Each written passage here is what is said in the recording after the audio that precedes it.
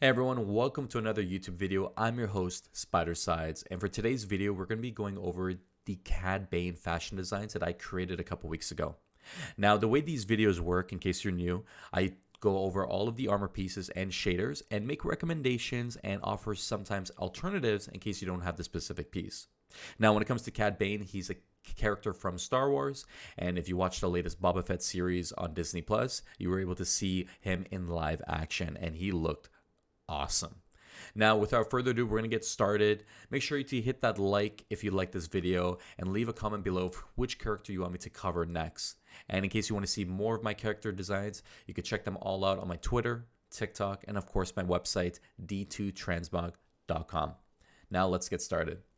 When it comes to the helmet, there's no question we want to go with the Intrepid Inquiry hood. The reason being is you can get a decent shade for blue on the front with the Laguna Cruiser shader. Now you get blue in the front and then it shades very dark all throughout and it separates the two so that way it looks more like a hat. And that's the goal. Because let's be honest, you're not going to achieve the full face with the hat for Cad Bane in Destiny 2 because obviously we don't have that freedom to shade specific parts of an armor piece. We're playing around with shaders and it's going to shade the way that the game suggests. So this is the best option, and you can get this again from the Eververse store, and there's not really any other option that I would personally choose. You could go for the Dragonfly Regalia, but as you can see here, it looks too alien-like, and it doesn't really achieve the look that I was trying to convey. So stick with the Intrepid Inquiry.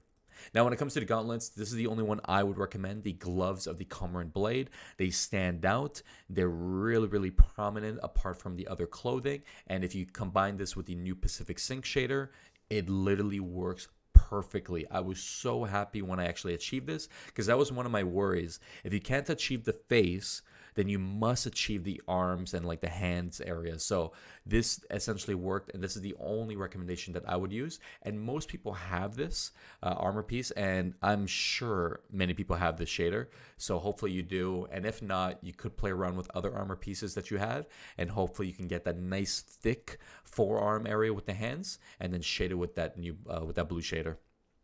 When it comes to the chest piece, we want to go with the Inspector's robes. There's no question this is my favorite chest piece for a Warlock, and it works well with so many different pieces. And you can get it in the game right now. It's part of the Witch Queen campaign, and you can get it at the end by completing it on Legendary, or you can just get it by just playing the game. So it's a blue piece. I'm sure everyone has it now. So be sure to combine it with the Royal Treatment shader.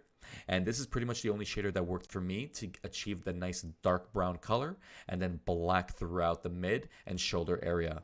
Was great because now if you combine that with the Lost Pacific boots with the same shader, you can get that nice black color through the middle, so that way it doesn't take away from the overall design. And then the boots will match the jacket. And if you're familiar with how he looked like in Boba Fett, this is pretty much the boots that he used that had that strap, and then he had that nice, just simple pants. So when it comes to this area, you could switch around the boots with other pieces and play around the shaders, kind of like the Valkyrian boots.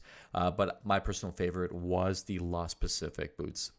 When it comes to the class armor, I typically use Homeward, and then I just choose a shader that would kind of blend with the chest piece. Because let's face it, not many marks on a Warlock really work for any fashion design, in my personal opinion. So I typically try to hide it with Homeward, or if you don't have that for whatever reason, you can then go with the Bond of Refuge and then bond it with a shader that just blends well, and then it just looks hidden from afar. So this is an option. Now, in case you want to get the face, the blue face with those red eyes, you're going to have to lose the hat, but you could combine it with the Street Scholar cover and then get it with the Atlantic Rush shader. So I'm just going to put that on here. There we go. Now, when it comes to the helmet, you do get that nice dark color all behind the blue area. And I'm going to be honest, I couldn't achieve the perfect blue and red colors. But the best part is you do get those red eyes. And it really symbolizes what the Cad Bane character actually looks like. So I was pretty proud of this. And this is the only option that personally worked for me when I was playing around with all of the armor pieces and shaders. So if you don't have Street Scholar, you could still get it. It's part of the 30th anniversary. So, get your hands on it and acquire this.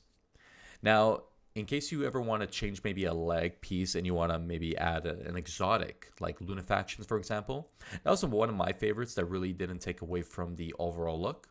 And if we were able to take a look here, you can see Lunafactions actually blends well with the shader here, and it blends the black here. It doesn't really achieve the true look of Cad Bane in my opinion, but I think it looks great.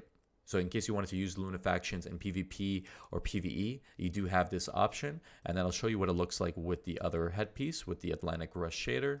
So give me 1 sec. There we go. And this is what that would look like. So again, in case you want to use an exotic, you do have options, and you could play around with the shaders in case you want to, but this one worked for me in terms of achieving this look. So yeah, there you have it. I hope you liked this video.